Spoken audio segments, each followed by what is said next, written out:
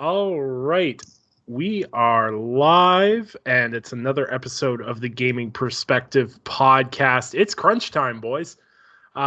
So let's get going. It's another week, a little bit of a slower news week, really. It's kind of slowed down to a crawl lately.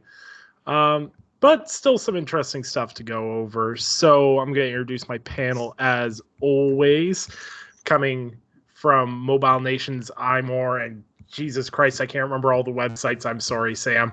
The the writer extraordinaire, Mr. Samuel Tolbert. Always good to be here, Nick. Always good to be here. The websites you'll find me on that Mobile Nations owns are iMore for Nintendo stuff, Android Central for PlayStation stuff, and Windows Central for Xbox PC stuff. You can find me all over, and it's always good to be here. How you been? I'm sleepy. Fair enough. I've actually been crunching all week myself. Work has been crazy the past few weeks, and funnily enough, Jason Schreier has ignored my emails in regards to an interview about it. Okay, that's an off-color joke. I'm sorry. This is already off to a terrible start. Also introducing from the Ahsoka Games Network, newly promoted editor, Jared. How's it going, everybody? Happy to be here. It's always fun to talk games with you guys. It always is. It's fun being an editor so far, I guess. I don't know. Not much has changed recently, but it's good. I'm happy to be here. Let's get going. Right on. Little does Jared know that his workload's going to change starting on Saturday. Yeah, I've been expecting it. Just you wait. And also joining us as well is Mr. Eric Jackson from the Basement Radio Arcade Podcast. How are you doing, sir? I am doing very well. Thank you very much. A little tired, but I'm good. Happy to be here. I think we're all tired at this point. It's 9:30 at night Eastern Time, the only time zone that matters. And so,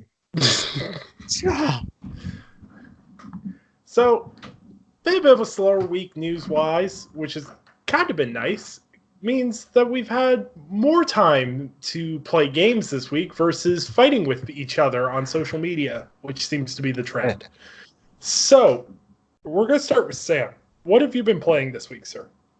In all honesty, I really haven't had a lot of time to play. We've had a busy week, like not just news, because news-wise it's been a lot slower, but I've been working on some other pieces like that big Monster Hunter World Iceborne guide, and then a piece that I can actually talk about publicly now because it's just gone live. It's my Gears 5 preview piece, and that's available on Windows Central right now. My thoughts as a veteran of the series, talking about the multiplayer and my experiences with the tech test and all that.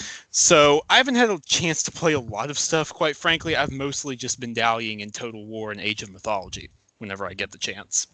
However, nice. I did pick up Bayonetta 1 and 2 for the Switch today, and I'm looking forward to getting in on those. Good man. Good games. Yeah. Fun games. Oh boy, wasn't it?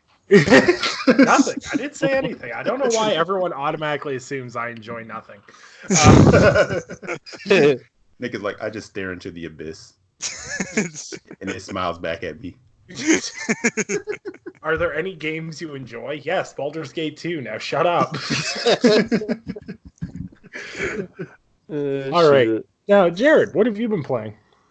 Oh my goodness. Honestly, nothing's changed since last time. It's been pure, quite literally. No, actually, that's not true. I finished Inside. That's a fantastic game. Oh, nice. Really short. Nice. Oh, it's really good. It's creepy. It's a really unsettling, consistent game that you just go, what the hell is happening? But it makes you want to keep going. You keep wanting to find out what's going to happen next. And it's nice how they really kind of make you want to go after that carrot on the leash sort of aspect. So I finished that game. And in all my other time, it's been Dragon Quest Builders 2. I'm just getting, I think, to the very end of the game finally. And I've been playing it almost consistently for a few hours at least every day during the week, and then on the weekends, like almost all day if I can. And I'm still just getting to the end now. It's ridiculous how long this game is, but It's been fantastic. It's been a great game. I highly recommend all of you to actually snag it up at some point in time because it's multiplayer involved. So you guys can probably visit each other's places if you all get it on, like, let's say, PlayStation or Switch. And then for just the crafting aspect and the fun aspect, it's great for like you and your kids. You can both totally have fun just going crazy and just building some really stupidly fun stuff. So that's what I've been playing. Nice, man. Nice. Yeah, I've been watching Dragon Quest Builders 2 for a bit. I'm like, oh, that's kind of my jam, but I don't have the time. That's the thing. Like, it really kind of hooks you in because it's a nice little aspect of everything. Because it's got farming, has mining in it. It's kind of it's sort of like Minecraft block placement and inventory management sort of thing. There's crafting in it. You can change colors of items in there. There's like a plethora of things you can craft and build decorative wise, and you can actually designate rooms to be in certain things like a kitchen or a fancy kitchen or a throne room or a fancy bedroom or a toilet or a bathroom or a bar or something like that. There's so many different things and concepts that you can do in this game. It's really astounding what they've done. I'm impressed. There's some things that they can tweak on and adjust a little, but for what they got right now, it's really fun. Awesome. That's great to hear. Game was out in Japan last year, so they've had time to tweak it. I'm not going to lie. I used to kind of hate how Japanese games would hit Japan and we wouldn't see them in the West for 6 to 8 months later. Mm-hmm. But honestly, when they come to the West, they have all the patches, they have all the fixes, and everything's just like flawless out of the box. And it's like, this is perfect. I'm kind of okay with this. Even though traditionally I think Japanese developers have do a better job of getting the games right out of the box. I've had no complaints with things like Yakuza or anything like that. So just a note. Eric, what have you been playing in your Sekiro-free life now? I just played through and finished A Plague Tale: Innocence, actually. And yeah, I mean, you guys were right. Absolutely phenomenal game. And one of those games when I finished, I kind of sat back and I said, I really, truly hope people are playing this game. Because I do see like some people on Twitter who are like kind of on the fence about it. You know, maybe they're waiting for a sale or the case may be. I think it was completely worth, the asking price. Because I did buy it and like the next week it was on sale or the next day or something like that. And I was like, I don't care. I'm all in. It's great. I'm actually probably going to double dip, play it again on PlayStation. But fantastic game. Go for it. Fantastic game. Yeah. If I'm being truly honest too, like if people haven't picked up A Plague Tale Innocence at this point, it's like 75% off on PlayStation 4 right now. 75%? I saw PlayStation posted a thing that A Plague Tale Innocence, it was on like a flash sale or something. I'm not sure if it's still going on, but it was like 75% off for like 3 days or something. What are people doing? Get in there and buy that. Yeah, like seriously. Like seriously, like it's such a unique experience, and I don't know, I just really enjoyed that game. And to come from the studio it did, that, did like Disney-based games, basically, Disney movie spin-off games, to then make that, absolutely astounding. Yeah. Yeah, absolutely. It was incredible. I was talking with my mom about this. It's incredible to me that a studio like that could nail a Last of Us-esque game on their first try. Oh, yeah. Because I have literally heard no one, I don't know about you guys, complain about it. Everyone I know who has played it has said, yeah, this is incredible, even though I don't usually like these kinds of games, or these kinds of games are my jam, or anything in between. It doesn't matter. People love it. Mm-hmm. It is phenomenal, and it was on the Steam bestsellers list for quite some time, so it seems to be doing pretty well, at least there. Wow. If you need a shining endorsement for it, I don't like third-person cinematic-based games typically, and this is my highest reviewed game this year. There you go. Exactly. Think about that, people. Think about that. There you go. Think about this is coming. That's the endorsement. And to further that endorsement, the only thing I can think of that's probably going to dethrone it as my top rated game this year is probably Doom Eternal. So it's pretty That's high a worthy up there. contender, though. That's a worthy contender. For That's sure. not- So what have I been playing? I don't even think I've been playing video games this week. I was hit gonna Age of say Mythology up with me. the other thing I jumped into. I'm sorry, I didn't mean to cut you off. The other thing I jumped into, I'm gonna get back to probably later tonight, is Ultimate Alliance 3 on Switch. Ooh, Nice. how is that? From the little bit I played, it's awesome, man. Like, I love the art style. I think it was smarter than to kind of go with the cell shaded look, to lend itself to the Switch's strengths and weaknesses, so to speak. But it's just from the bit I played, it's just one of those fun, like, pick up and play video games. And if you're into comics, that's great. You don't even really need to be into comics. It's just the nature of the team-based play is fun. So you can kind of just get lost in that. It's funny. They definitely have that Marvel humor in it. And like I said, I love the character designs. I love the art style, so I'm looking forward to diving deeper into that. For sure. Yeah, I was gonna say that game looked really cool. I heard there's some performance issues in handheld mode and yada yada yada. But for everyone that I know that has hands-on with it has enjoyed it, so that speaks volumes. Yeah, and I can't speak to the handheld portion of it. I do primarily most of my Switch gaming docked. I don't get many opportunities to take it on the go, and if I'm sitting on the couch with it, which is rare, Sarah's gonna bother me half the time. So. So I'll end up playing something with her regardless. So yeah, it's rare that I do that. So most of the times it's docked anyway. So I haven't really experienced any hiccups in that regard. It ran pretty smooth as it was docked. So yeah, maybe people are having problems with the handheld. Doesn't seem like it's slowing anybody down or stopping anybody from enjoying it. No, like I said, but most of the guys I've talked to have been having a really great experience with it. It's a good game, and it is what it is. Yep. Me, I've been knocking out some indies out of my back catalog, trying to break to 200,000 gamer score. Trying to before the end of the month. Not sure if it's going to happen. I'm at 193 right now. I'm at 193,000 right now. Go try to hit 2K in the next 6-7 days. Then take a bit of a break from achievement hunting for a bit until closer to Christmas.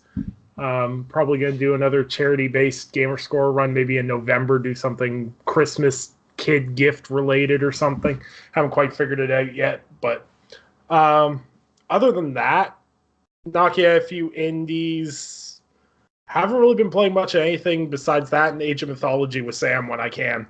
And shout out to the CPU who thought attacking my granary for the entire game was a great idea. Man, okay, it was ridiculous. We were up against two different enemies, and one of them was just behaving normally. The other refused to do anything but harass his supply lines. Just kept on attacking those. Not even my supply lines. I literally had a lumber mill on the other side of the map from my base with 3 villagers, and he'd send full-bore armies to attack my 3 villagers and my frickin' lumber mill every damn time. Just the weirdest game ever.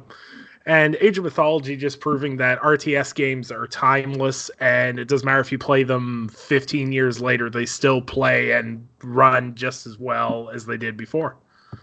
So yeah, that's been a blast. Now, we're going to talk a little bit about this because as far as I know, everybody here did get at least some time with the Gears 5 technical test.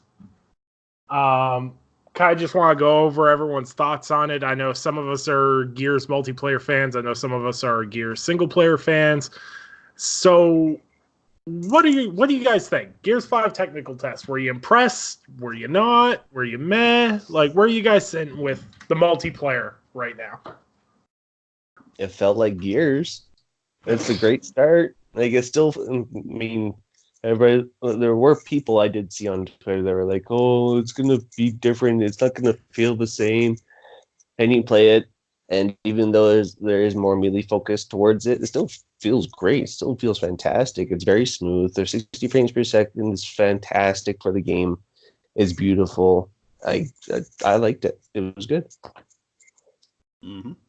Right on. I'll co-sign with Jared on that. Yeah, because I saw people saying kind of the same thing. They were more concerned with arcade bringing the casual people in there, and I'm like, guess what, guys? We live in a Fortnite Apex world, and you kind of have to bring people in, and not everybody's going to be super hardcore, and you have to kind of, if you want longevity and you want to move into a new generation, you're going to have to support people who aren't aces with a Nasher.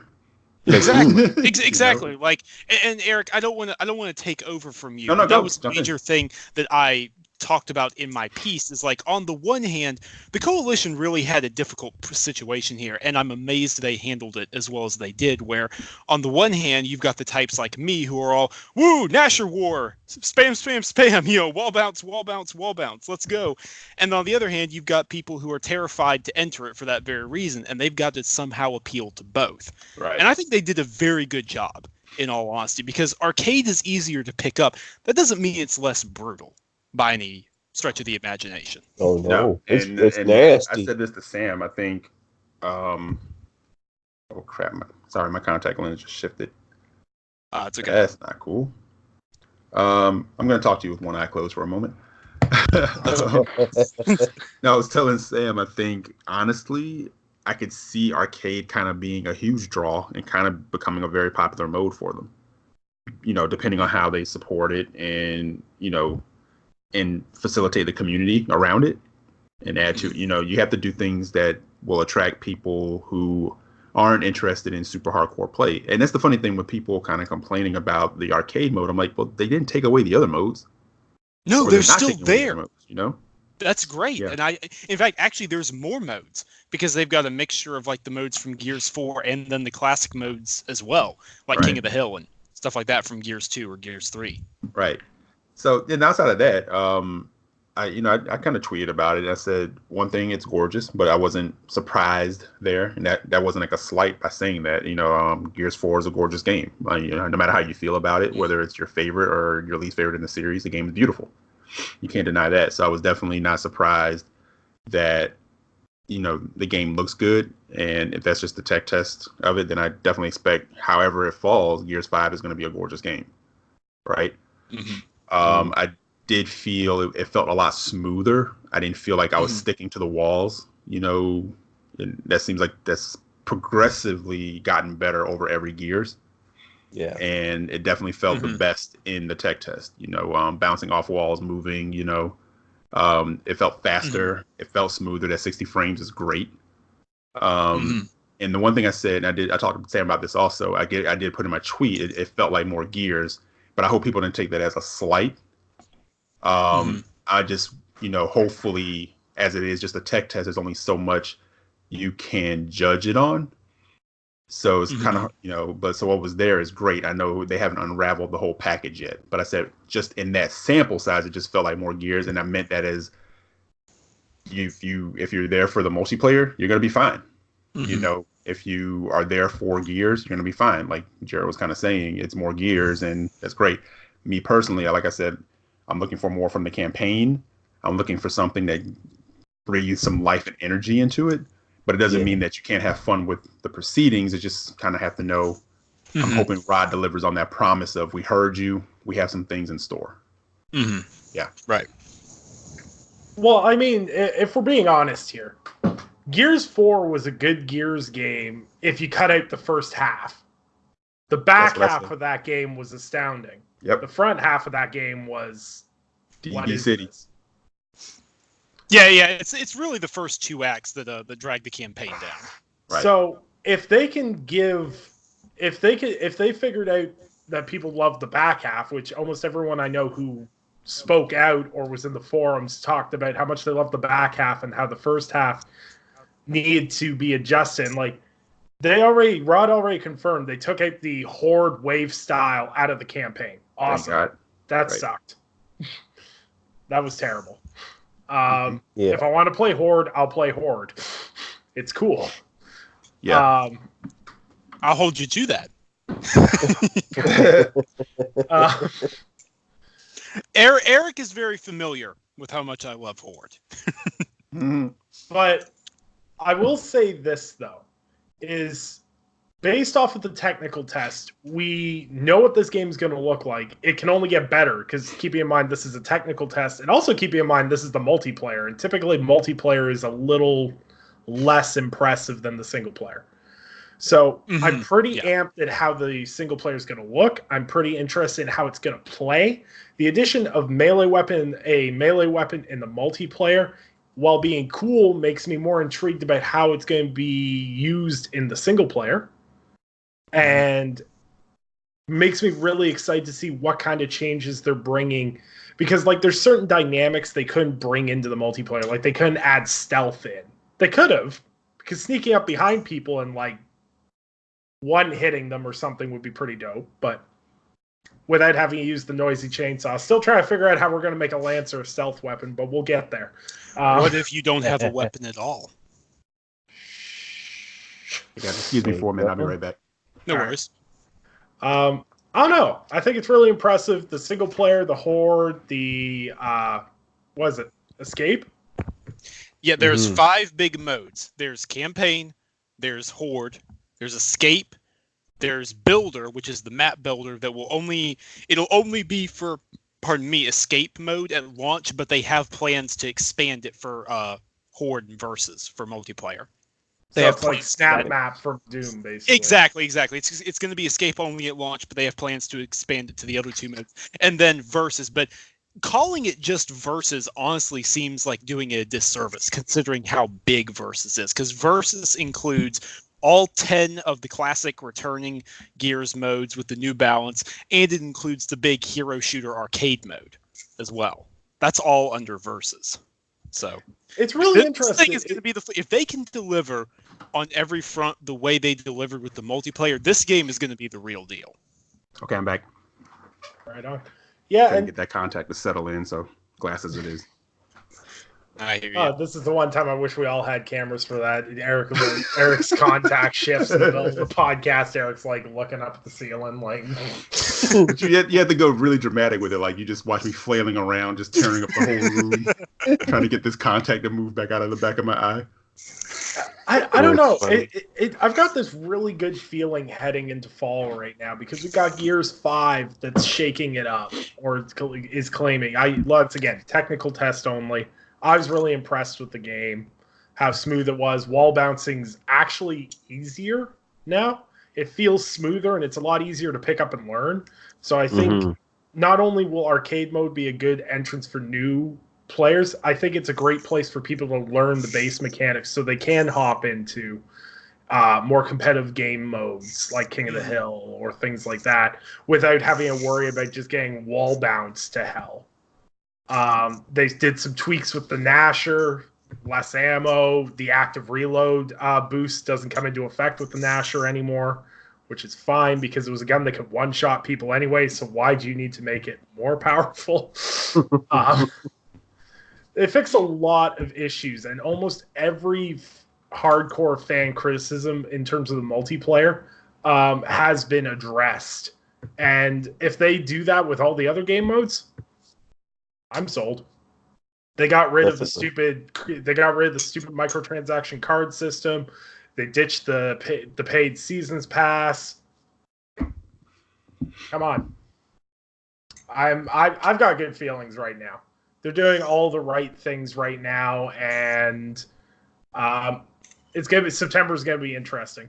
And it's interesting to see Gears do this major shift and start answering all these fan questions and kind of coming back into its own, so to speak. Well, Call of Duty's basically doing the same thing right now. Is the hype levels for the next Call of Duty are absolutely through the roof right now. And I haven't seen hype levels for a Call of Duty like this since Ghosts, which, I'll know how that turned out. But I don't know, it's really exciting because like Gears is a great series. It's great to see it coming back. We got Borderlands 3 finally coming for those that care about it. You have Terrible Taste. Monster Hunter World, Iceborne, the big expansion. Capcom's going all out for that. If you configure it, the menus in that game, have fun. And yeah, there's tons of stuff coming out that looks really promising. And like, someone hit me up today and they're like, "You buying the Ghost Recon this fall?" I'm like, "I love Ghost Recon." I'm like, "Crap, it's coming out this year." Shit. I'm literally having all these moments of looking at the Xbox store or my PlayStation store and going, "Oh man, this comes out. Oh no, this comes out. Oh no." There's like a 4-week period where there's like 6 games I want. And I'm just like, "Welp."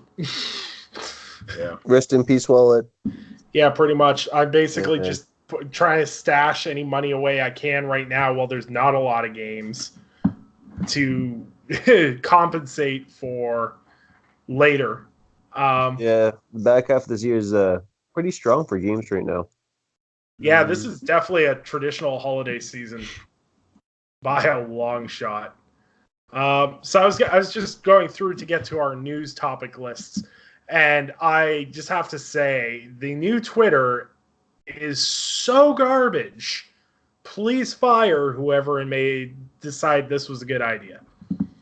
I am so confused at using this thing. It makes me angry. All right, so we're going to start off news. Like I said, briefer news week. So first thing we're going to start off with, which sucks, is, and what sucks even more is I didn't see a lot of places cover this either. So Defiant Development, which people may or may not remember, is the development studio behind the Hand of Fate series. Posted on social media this week that they would be closing their doors permanently. So they were in the process of developing a new project. They ran out of money, and they shut their doors officially. Which sucks, because if anyone played a Hand of Fate or Hand of Fate 2, I didn't have a chance to play the second one, but the first one was a really, really unique game. Did anyone here play Hand of Fate, or am I alone on this one? I have it downloaded. Yeah, I have it downloaded. I played a little bit of it. A friend of mine was actually a big fan. He played the first one quite a bit. I'm not sure if he ever got around to the second one, but he was... Not the second one, sorry, I'm cross-wired here. But yeah, he was a big fan of it. So it's a shame. It's a real shame to see. It seems like that kind of story is becoming more and more common, honestly. And it sucks. Yeah, it's unfortunate. I've always heard good things. Yeah, so hopefully the developers land on their feet. The studio is apparently going to... Apparently, they're going to be paying out their employees according to Reddit, anyways, the management is going to be paying out salary for the next 3 months so that people have time to land on their feet. But the studio is officially ceasing production. So basically, all the staff is being paid for 3 months to go and job hunt and hopefully land on their feet. Well, that's good. At least they have some support for a period of time, unlike a lot of other people who are just that day left jobless, no more income, nothing. So it makes you really that aspect. It really makes you think about it when we see Activision and EA fire 100 employees at the drop of a hat, but a small indie studio closure, and they managed to provide for those employees for 3 months past. Really makes you wonder about things. But people. Yeah. Well, when you don't need a Wednesday Maserati. Yeah, exactly. You kind of look out for people, or when your studio head isn't like a CEO and isn't obsessed with 20% growth, no matter what it takes. Yeah, or you're giving somebody a $15 million bonus before they stepped in the office to do 1 day of work. Yep. Mm-hmm. Yeah, it's a shame. So on to a. Actually, do you mind if I throw something else really quickly on the docket? Of course. Because I actually shared this in chat, but I don't think anyone saw it. The French RPG studio Spiders has been acquired by Big Ben. I saw that. Mm-hmm. They're the ones who made Bound by Flame, the Technomancer. They're working on the upcoming Greedfall, that 17th century colonial-esque game, but with magic and monsters thrown in. Oh. Yeah, and Big Ben works closely with Focus Home Interactive as well. Yeah, I remember them because they made Technomancer, which was an absolute garbage game. I remember that now. I remember because Fame got me hyped up on that game to day one that for $60. Ow. And that was probably one of the biggest mistakes of this generation for me. So I'm hoping Greedfall is a lot better. It does look a lot better. I've been keeping an eye on that one.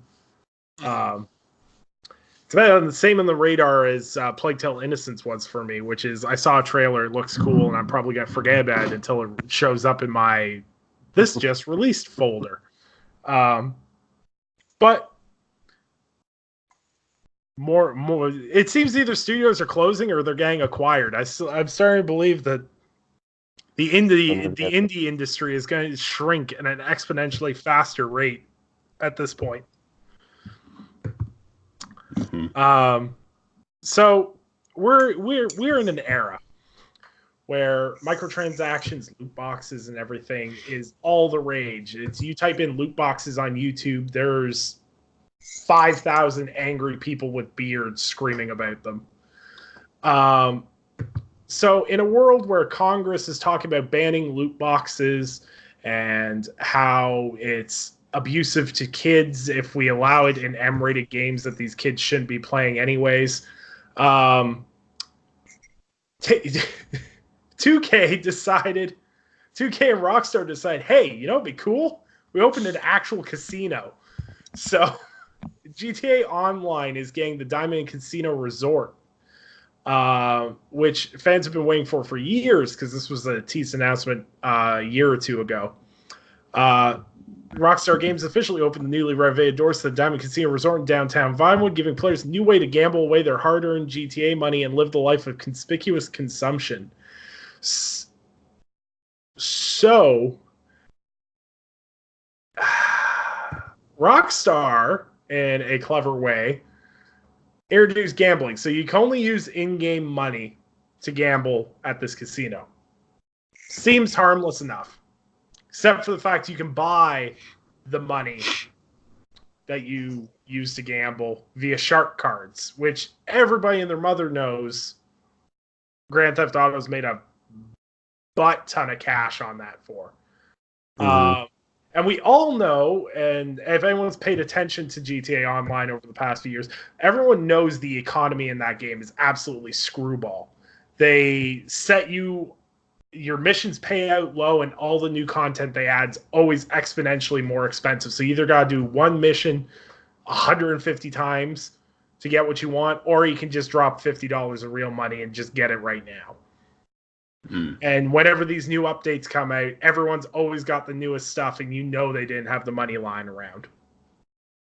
So this begs into the question. It's also important to note that it was brought up today that this GTA Online Casino update is currently on hold in 50 countries because of it violates gambling commission laws. Oh, probably. Across 50 different countries. Now, I did read, I can't remember where, I did read this morning about this GTA Casino thing, that you're not able to use money that is bought by like shark cards. I guess it separates it from the stuff that you actually have earned in game to what you can use for actual money. So I guess I haven't played the game, like I haven't played the casino. I kind of want to. I'm curious to see what it's like.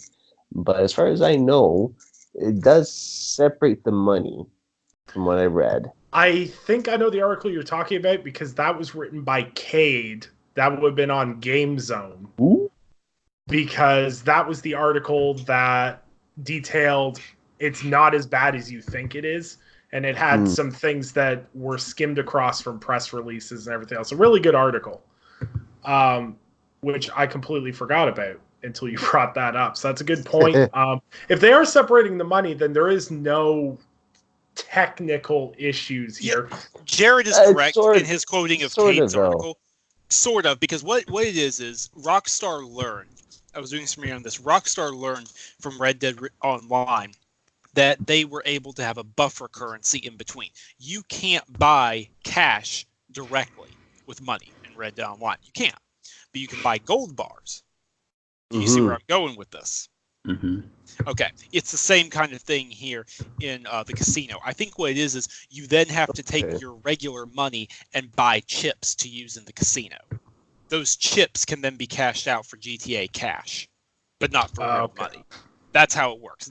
There's a buffer currency in between is what they're doing. And I just have to say there is a certain level of this that is just flat out amusing. That meanwhile, while EA is all, well, no, they're not microtransactions. And then, you got other companies all embroiled in this stuff all over. Meanwhile, Rockstar is like, yeah, literal casino. Here it is. What you gonna do? Nothing. That's what I thought. Like it basically. Dang. Just dang. Right. Again, guys, chill. That's kind of it. I do want to actually go experience it. I want to go play it. Jared, if you'd like to hook up and we can check it out together sometime to see exactly what the details are, I would like to know what's right now. I haven't played GTA Online since it launched. I don't think. I've been wanting to get into it, but it's come to the point where there's so much stuff in it now, and people have played it for so long. It's like probably just gonna get murdered. Yeah. So Rockstar is gonna Rockstar. They seem to operate on their own set of rules. More power to them, really. So we're gonna hop right along. June NPDs dropped, and of course, nobody likes talking about NPDs anymore because Nintendo's winning them now. My Twitter feed used to be full of NPD numbers. Now nobody seems to care anymore. Don't know what happened.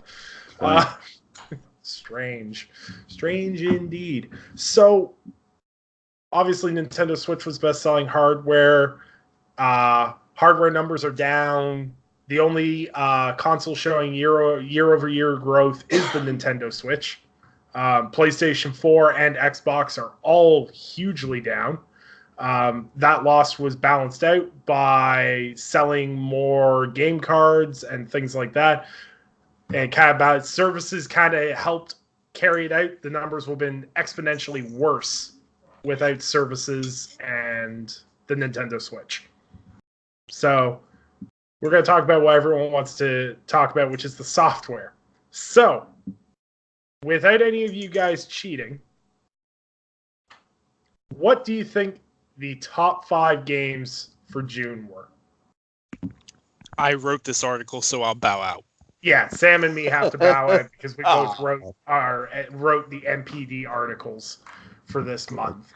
Crap. So, Jared, I'll let you go first. Top 5 selling games this for the month of June. Oh, GTA 5 is up there, number 1. I know that one for certain. Dragon Quest Builders 2, I think, came in at number 4. I don't remember the other 3 though. Shoot. I don't remember. All right. Eric? Full disclosure, I knew GTA because Sam and I talked about it, but I actually didn't even look. GTA always charts too, though. Okay. Like they always chart. So I know it doesn't make for good podcasting, but I'll be honest. Like a lot No, of times, it does. like, Just not the way you think. yeah, like a lot of times, like I hear about the NPD stuff, and I'm like, games are selling good, okay. And I will read them because I know you guys write the articles and stuff like that. And I'll take a peek, but yeah, I didn't commit it to memory or anything. So the top 5 selling games of June 2019 are as follows: Super Mario Maker 2 is at the number 1 spot. Oh, that makes sense. Crash Team Racing Nitro Fueled at the number 2 spot. Mortal Kombat 11 in the number 3 spot. People like ripping heads off. Grand Theft Auto 5 at the number 4 spot. And Minecraft at the number 5 spot. Yeah, Minecraft. All right. Yeah, Minecraft runs back in there every now and again. It's interesting to see it chart number 5. Yes. I think that does. I'm going to be honest here. I don't think that speaks for how well Minecraft's selling, because Minecraft is always selling a ton. I think that speaks for how slow game releases are right now more than anything. So Very possibly. To round out the rest of the top 5, Super Smash Bros. Ultimate is number 6. Number 7 is Marvel Spider-Man. Number 8 is NBA 2K19. And number 9 is Mario Kart 8. And number 10 is Days Gone. The best-selling games of 2019. This is always the interesting one. So the best-selling game of 2019 as it stands right now is Mortal Kombat 11, followed by Kingdom of Hearts 3. Tom Clancy's The Division 2 has now jumped to the number 3 spot. Anthem has actually jumped up a spot and is actually the number 4 best-selling game of 2019. Resident Evil 2 is number 5, Super Smash Bros. Ultimate number 6, Days Gone at number 7, Red Dead Redemption 2 at number 8, MLB The Show at number 9, and Call of Duty Black Ops 4 at number 10. All right. All I gotta say is I don't know how in the hell Anthem jumped up a spot, and then I remember in June, I'm pretty sure it was on sale for $10 at one point. So, bingo. What if I told you guys there was a very real possibility that GTA 5 is number 2 or number 1 for July?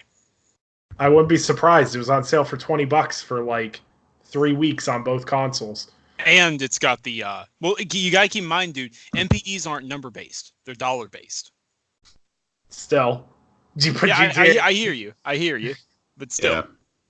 Yeah. And 2K was in there, right? You said. Yeah, 2K was in there because it was like $3. $3. Yeah. I mean, people don't even play in 2K. They're like, $3, I'll buy it. Might play it later. Well, to put in perspective, they had NBA 2K19 for $3. So as Sam noted, it's dollar based. So at $3 a pop, they managed to hit number 8. Yeah, that's crazy. That's a lot of people popping at $3. So basically, everybody owns 2K19 now. Basically everyone except for Sam and Jared. Exactly. Yeah, it's going to stay that way. They're holding out for 99 cents. Buy that for $1. Actually, you'd be proud of me, Eric. For the first time ever, I had to write about NBA today. Oh, how'd that go? I actually had to do some research to understand what was going on. You always have Nick and I at your disposal for any sports-related stuff, and even Jared. If it hadn't been an 8 in the morning, I actually thought about it. I thought about it. Oh, okay. Well, I mean, I start work at like 5 a.m., so feel free. Yeah, I'm usually up. I'm usually up about that time. So yeah, during the summer, during the school year, I'm up at 5 a.m. So yeah. So the final bit, this is more of a thing for me because I'm super excited for this. So you don't need a PC anymore to enjoy Two Point Hospital. 2 Point Studios and Sega are bringing 2 Point Hospital to PS4, Switch, and Xbox One, coming in late 2019. It will remain faithful to the absurdity of the PC hospital management title. The existence of a clown clinic should say everything, but will be fully rebuilt to take advantage of gamepads and Switch's mobile experience. It's set to release sometime late in 2019. So this is basically... think almost like Zoo Tycoon, except with like you're running a hospital, and it's the like craziest hospital ever. It looks amazing. Been debating on getting it on PC for a while. Now I'm just gonna buy it on console because achievements or trophies, depending. Anyone looking for this, or is this another one of those things I tossed in here that's just a me thing? I actually might check it out. I remember seeing that 2 Point Studios was picked up by Sega. Another acquisition that people may or may not have noticed.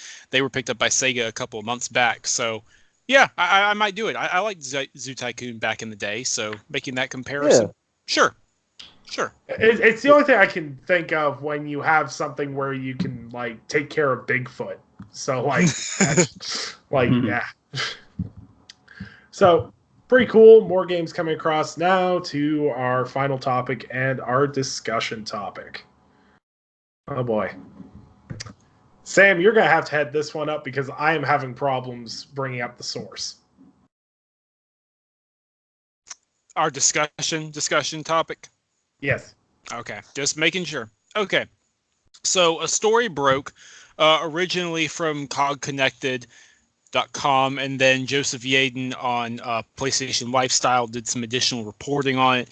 But basically, the nutshell version is several Naughty Dog employees, some of them are ex-Naughty Dog employees who don't wish to be identified, have been talking about the studio's culture of crunch and how there's a lot of peer pressure to keep on working 60, 80-hour weeks, 100-hour plus weeks during the final weeks of development for games, and that overtime is more of a requirement than it is it's neat if you do, especially for QA and things like that.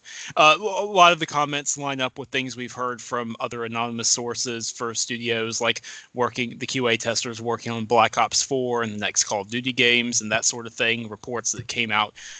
Anthem, it's the same sorry story, unfortunately. We're just changing names around at this point. And good job to everyone here who did their reporting. Any initial thoughts? Because I have something I want to say about this, but I'm still formulating it, and I really don't want to say it the wrong way. So if anyone else can go first, please, by all means. I'm just going to throw this chip in. I've got my own spiel that I'll do after everyone else is gone. But I don't understand where people are acting surprised that this happens at Naughty Dog. If anyone has read Jason Schreier's book, this should not come as a surprise to anybody. Naughty Dog is the king of hellish development cycles. They make amazing games, but their development cycles are notoriously hard and fast-paced. I don't understand why people are surprised that when Naughty Dog cranks out a high-quality game in like 3 years, they didn't think that there was insane amounts of hours going into that. Yep. I don't want to cut you off, Nick. Is that what you're leading in? Go ahead. Because that's kind of where I want to jump into. And I'm kind of with Sam. It's like I'm trying to formulate how I want to say things. I don't want to come off as callous or cold. And so if anything that I say comes off that way, that's definitely not it, because I am sympathetic to certain parts of some of these stories that we're getting. But then there's other parts, like Nick is kind of saying, you kind of understand parts of what you're getting into depending on the developer that you're going to go work for, that, has a certain standard, and separating the fanboy sides of how these kind of things happen. We want to dig into the meat of separating humanity versus reality versus expectation. Mm-hmm. And I do start to wonder, I know these stories you should be told, but in some cases I do start to wonder, are these stories being told because they do get a lot of buzz and a lot of people talking? And one aspect of it, right? Another aspect is, the parts of these stories that kind of start to come out, and it made me say that, are you get the starting off with how things go in the development cycle in these companies, and then you get to how the treatment of the contractors go. Mm-hmm. Right? So it's sort of like in contract work, I'm not saying that you have to be a complete Grinch and a goblin and treat people a certain way. You can still be humane, because when I was doing advertising and working places, we had contractors and we had freelancers and things like that. And, we didn't treat them as if they were Oliver. If they came up, hey, there's scraps of bagels left, you guys go eat something now. It's nothing like that, So I want to focus more on the work side of it.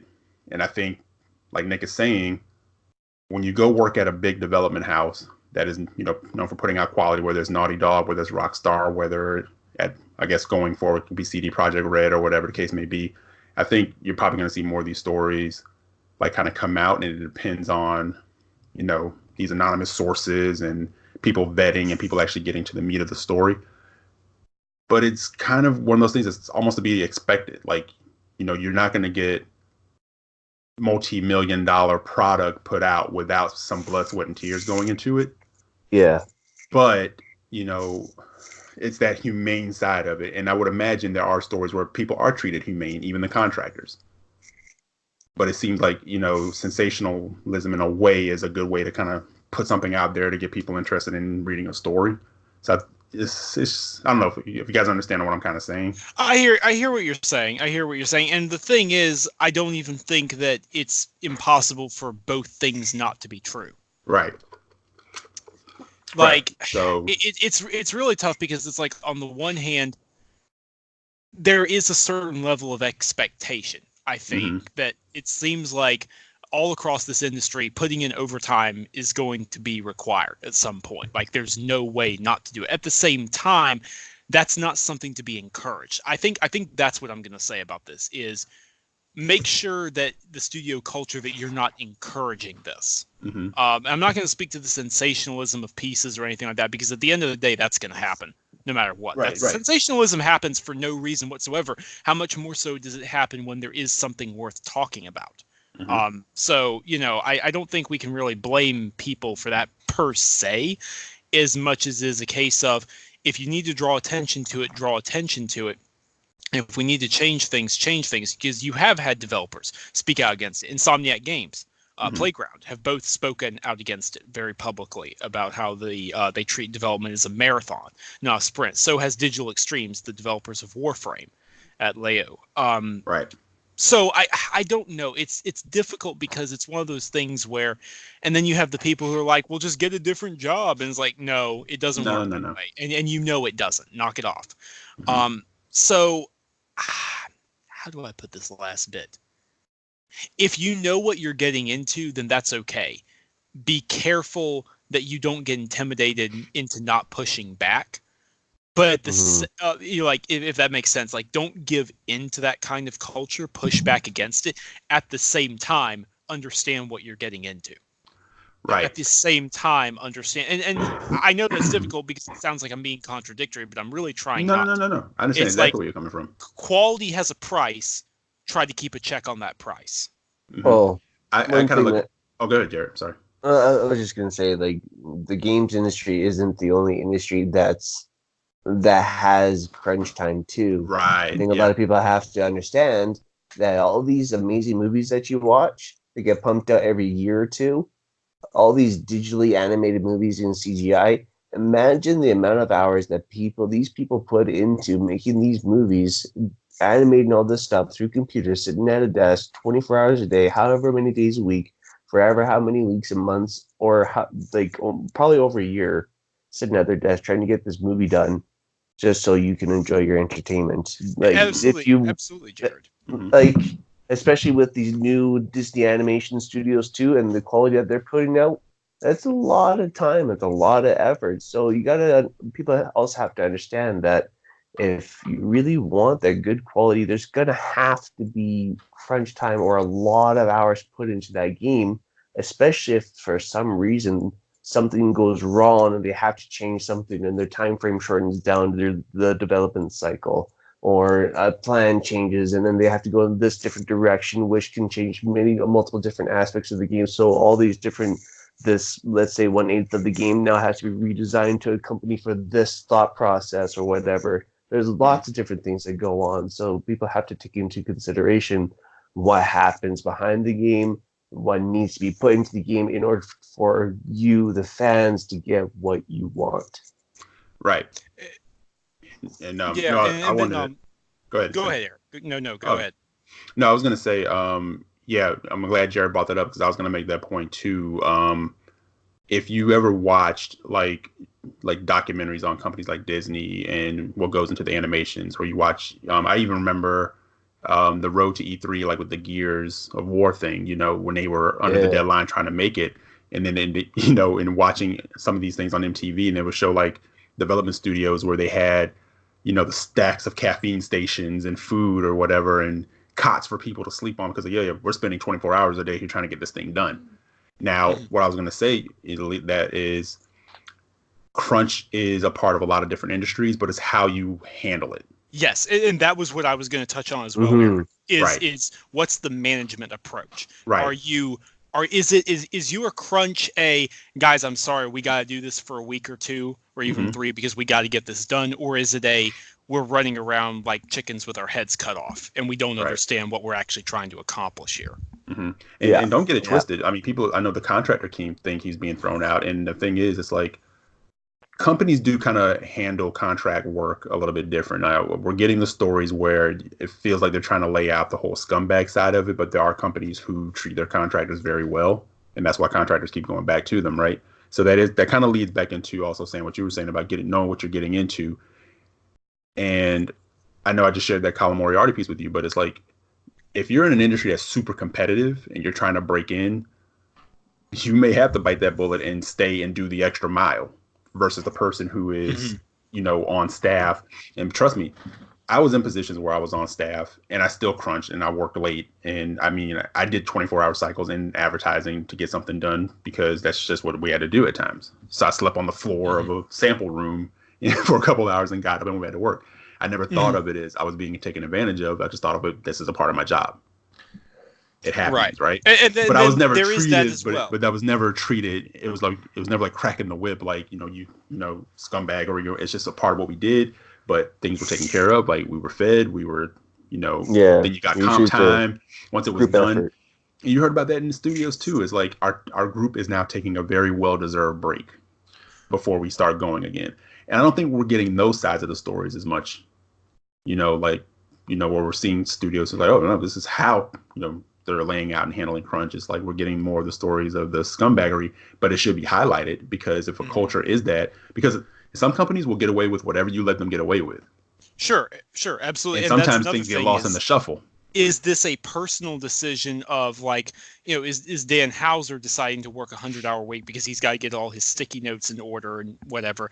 Or is this a thing where it's made abundantly clear, you didn't stay overtime for the fourth week in a row, you're not getting a raise. Like, okay, then what are we doing here? Like, you can't do that to people. Sometimes, Sam, they can come down to the manager because some managers are nuts in the regard, like they're not cracking the whip to make you miserable. They're just workaholics. Exactly. Some people then they have this idea of, because I'm a workaholic, everyone below me in my division needs to be a workaholic. Yeah, it's like my boss. or Sam, sometimes they set up a culture and people want to meet that. It's like, I ain't gonna be the first one to go home. It's like Russian roulette or playing chicken. It's like, I really want to go home, but he's still in that office. I've been there where I'm like, I want to go home, but damn. No. I've been there before where it's like, oh, come on, that guy is still working. Like, I get it. I understand. But at the same time, like, companies need to work with people to make sure that kind of thing doesn't happen. Yeah. That's basically what I'll leave us on in this note is attend to reality, but try to fight against what you can at the same time. They don't need to be mutually exclusive. Right. And reality is, too, and what my other point to the whole manager thing is, some people get so engrossed in their work, they're not even thinking about the fact that you're still there. And they're not even thinking about the fact that maybe you are there trying to keep up with them, and they may need to go, oh, guys, know what? Go home. Some people get like that. No, you don't have to match what I'm doing. I'm just a nut. I like being here. I'll put in these hours, but go home. Some people just forget to do that. But there are taskmasters, too, who are like, yo, if I'm here, you're here. I'm going to put it this way. I will preface all of these opinions with the fact that I work extensively long hours typically. My usual work week can be anywhere between 50 to anywhere up to 60 hours. That's my regular work week. And if things go sideways, that can escalate to 70, 80 hours a week. I work in the hydro industry. If power lines go down, we are called into work and we work 12-hour shift, 4-hour break, 12-hour shift, 4-hour break until power's restored because people need power to survive. It's an essential industry. It's a crucial part of what we do. Some days I get to go home to my family early. Other days I'm stuck there I'll get there before the sun rises and I don't leave till the sun's well gone. Right. And that's just a fact of what I do. Like, that's my job. That's what I decided to do. I decided to leave working 8-hour shifts at a factory 5 days a week to go do this instead. I knew the hours I was getting myself into. I knew the job I was getting myself into. So if you're a contractor and you know the development history of a studio like Naughty Dog or Rockstar that typically have hard crunch periods, then you kind of have to assume that's going to happen to you too. It sucks. It comes part and parcel. And the thing is that, yes, it's important for individual developers to speak up against crunch, but it's more important that the studio development heads stand up against crunch, because it doesn't really matter until your studio head goes to bat for the studio as a whole. I've said this numerous times before, and I'll say it again. Cory Barlog deserves all the respect in the world. the fact he walked straight up to Sean Layden and went, "We're pushing Gears of War launch date back because my team needs a break for 2 to 3 weeks." Yeah. And that's breaking a tradition, because I was going to say too, like, what gets grandfathered in, like, this is how things have been, and it's carrying over now, and maybe we're getting into a culture now where no, that can't be. Like, quality of life is as important as anything. Yeah, you know? yeah, and it's like, and as well, we have to work with fans to get them to understand, hey, sometimes that's okay.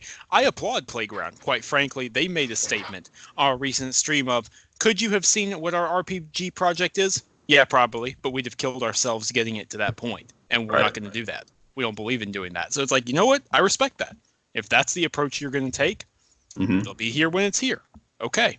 Well, and it's the same stance that Rod Ferguson did in an interview about a year ago and talked about crunch at the Coalition.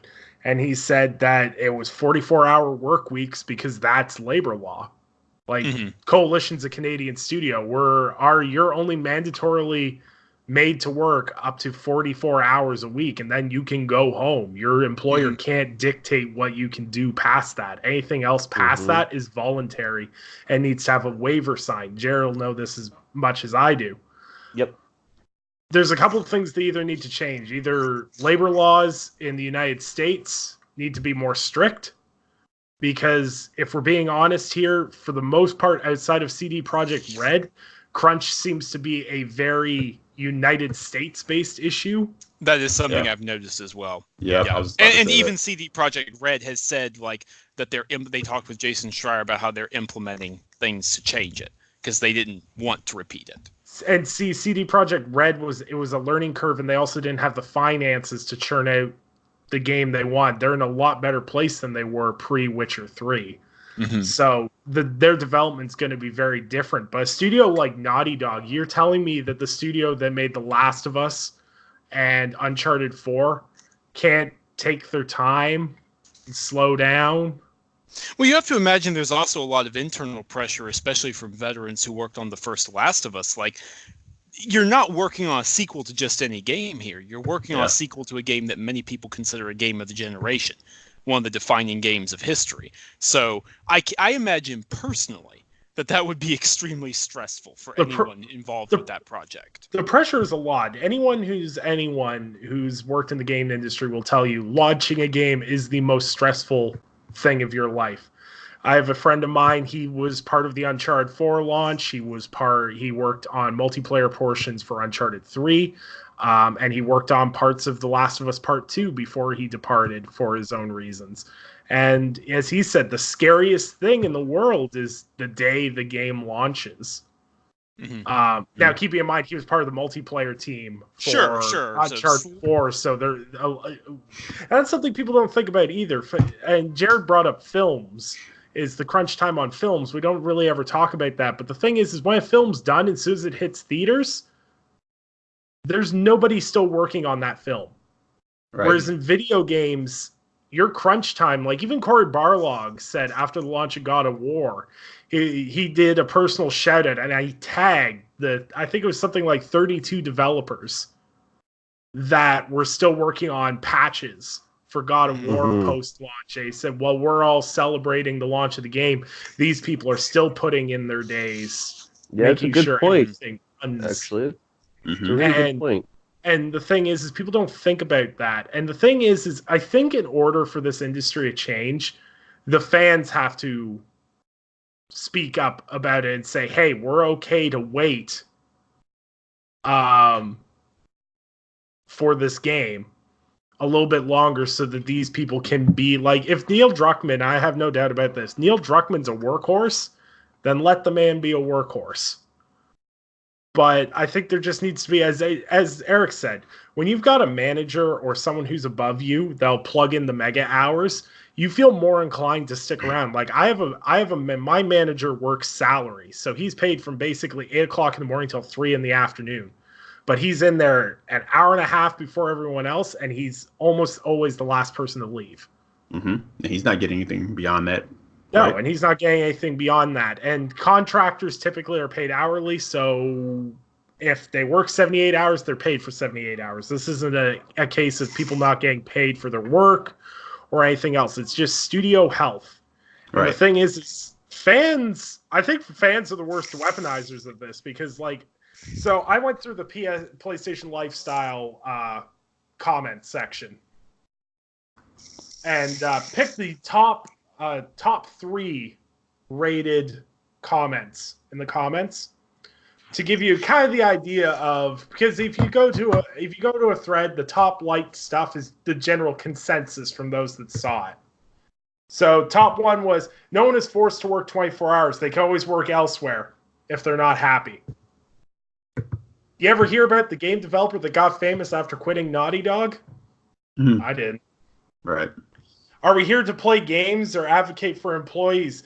Lock developers in the room for 24 hours a day and feed them cat food. As long as the game's good, I don't care. Mm-hmm. Sounds about right for some game culture. And the final one, which is the most liked one, is, you won't catch me missing out on greatness because some contractor can't keep up with a deadline. Not once did they say they were forced or no one held a gun to their head to work long hours. They should just hit deadlines like they should. Says all the people that don't work in any kind of industry like that.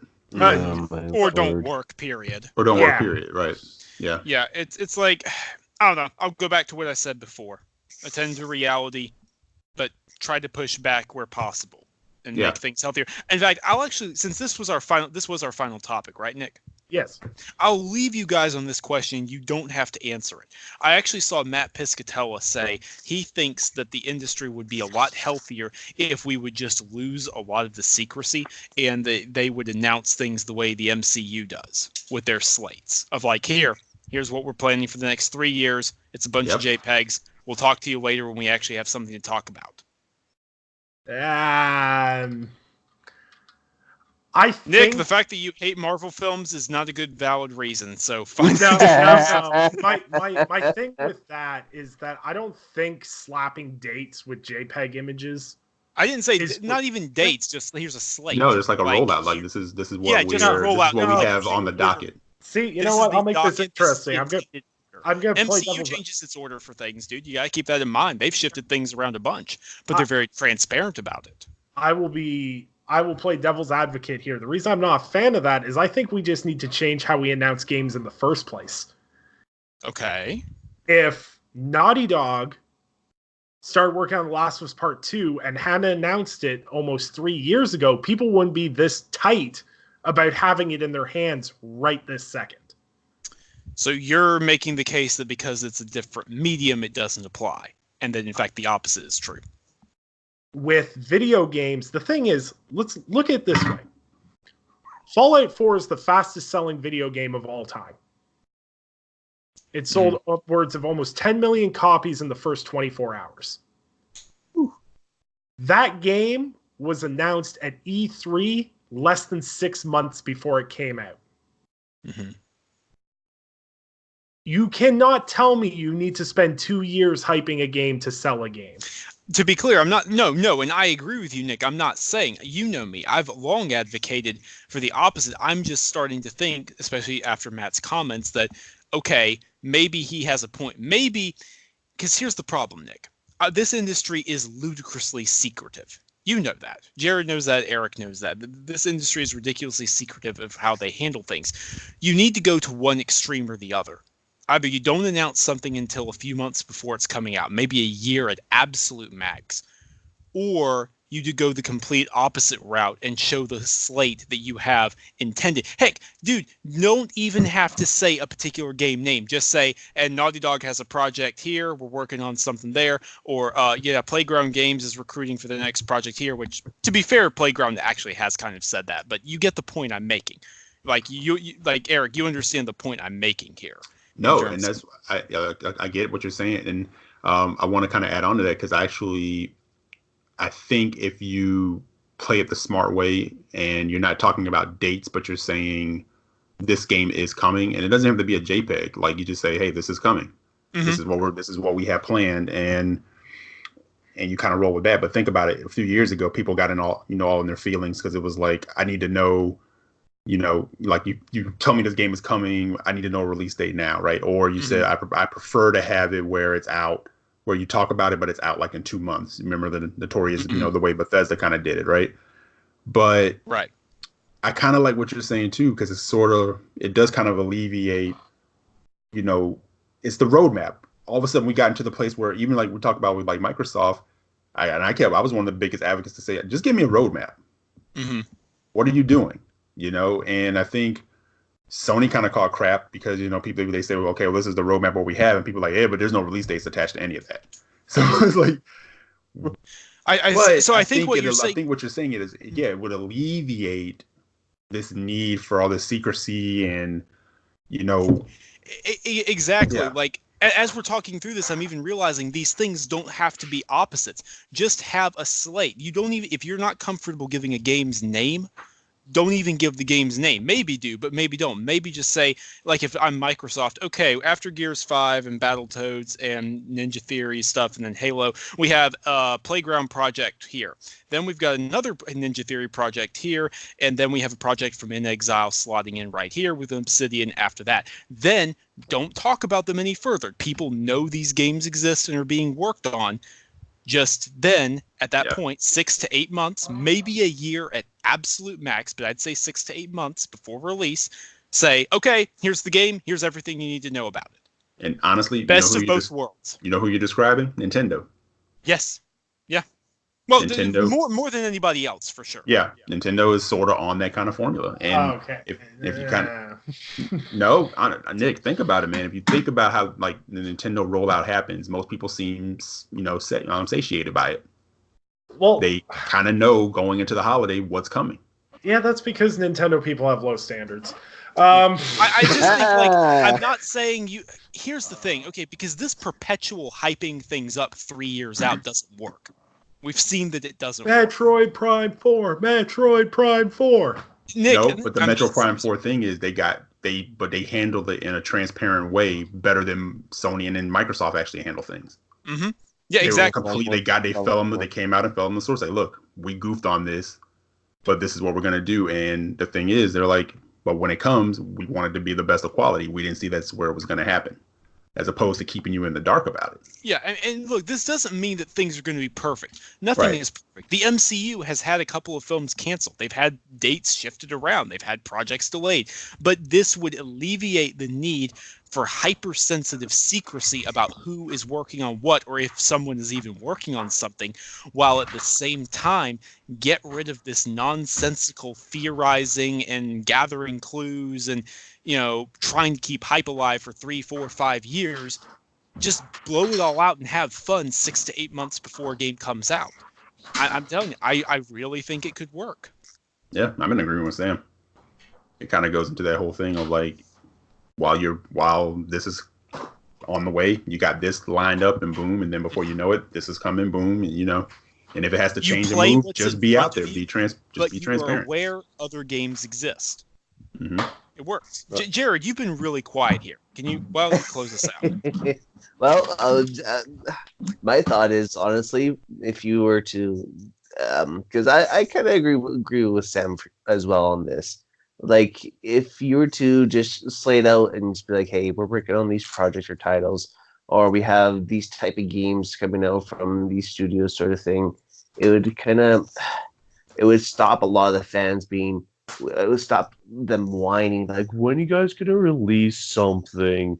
Come on, just say something. When are you gonna do this and that? And they build up their own expectations and get let down, and then they come out after the studios and the company, and they're just sitting there going, we didn't do anything. This is all your guys' fault. What the hell? But you guys did this. It's like, look, stop it. So if they're just slated out, fans wouldn't have a reason. They're like, okay, they're working on it, but it'll come out at some point soon, and then like they could just be like, yeah, it's good. Just wait. It's coming. You're gonna have to wait, but at least you know what we're working on, and it's gonna come at a certain point in time, and it's probably not gonna be like 10, 15 years down the road, sort of thing, maybe 3, 4, 5 years, whatever years down the road, depending on how staggered their projects are. So, I think it'd be a good move, and if they were vocal closer to release about these certain titles, like Sam said, about 6 to 8 months out, probably, it would be definitely be ideal. And maybe even a year beforehand, or an event closer to his launch. It could be like E3, Gamescom, maybe do a random event in the early year or something, just to talk about the game before it's released or something.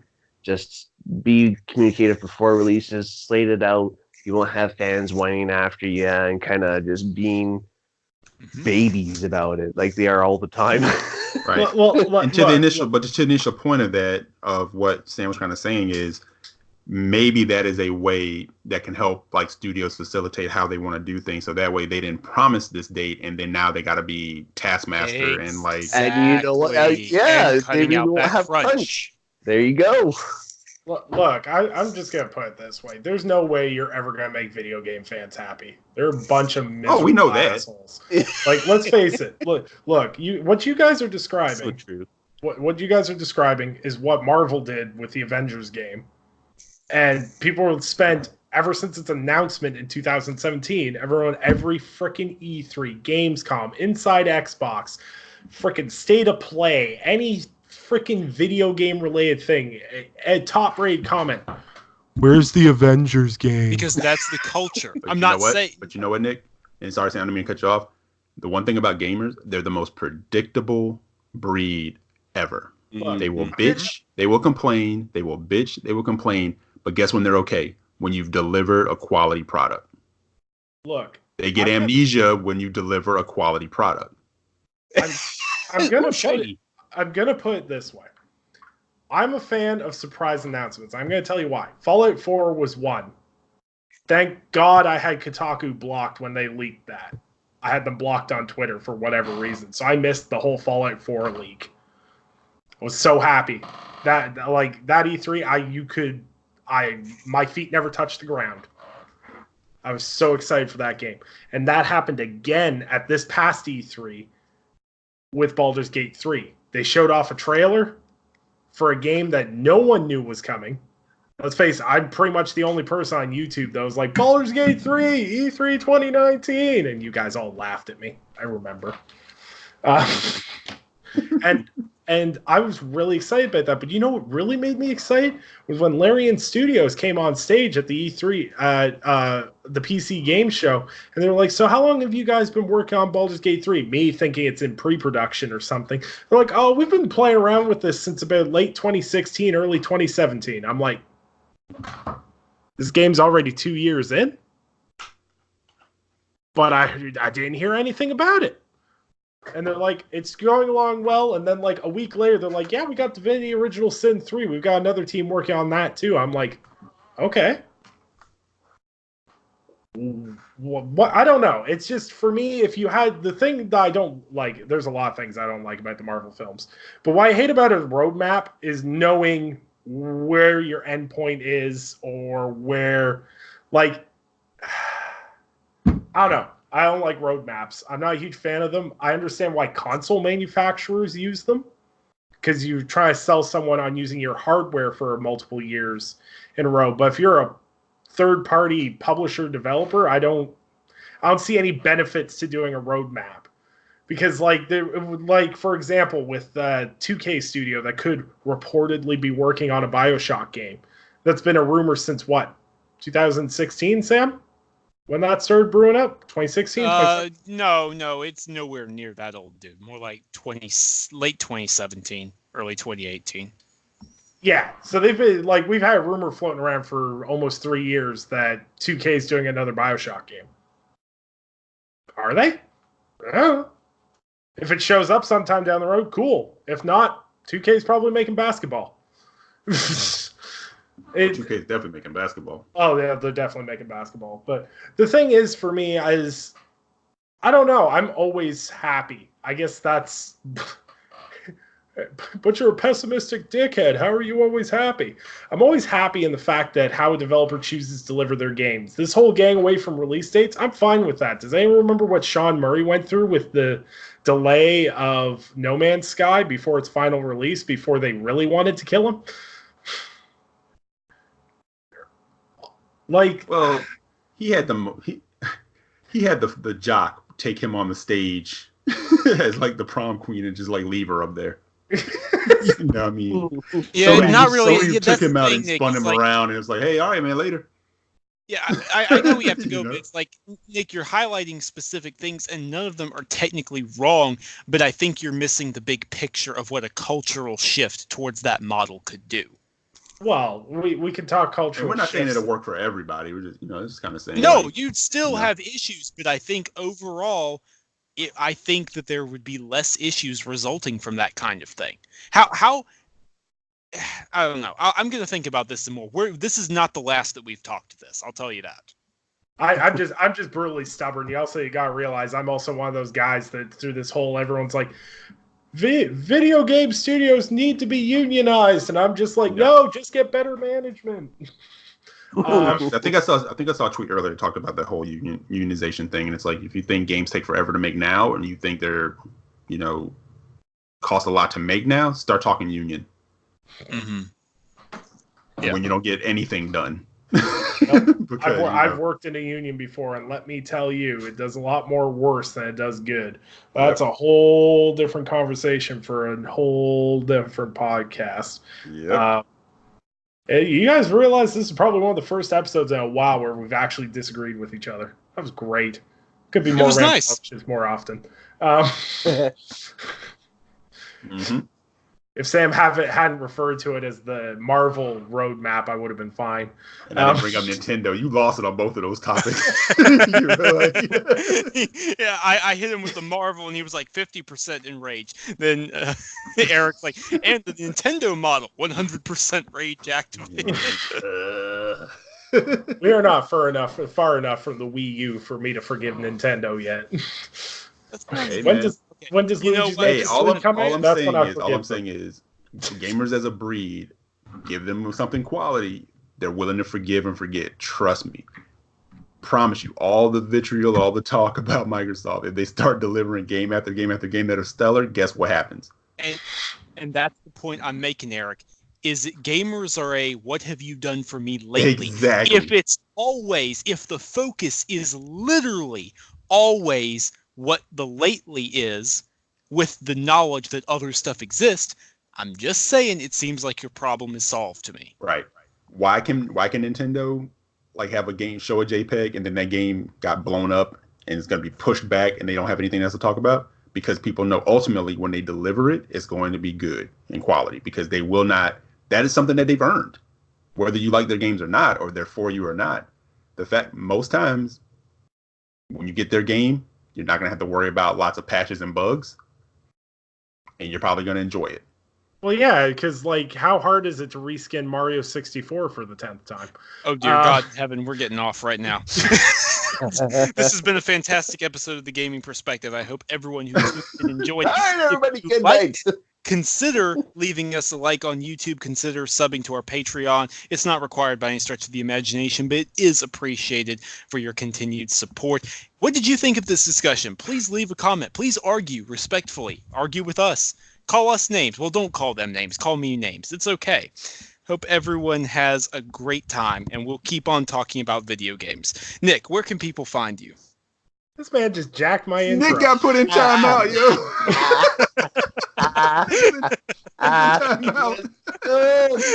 Like, yoink! I'm gonna do this one. Well, tonight, my only note on Sam's awesome outro is that if you want to call me names, you also have to put a cigarette out on my arm.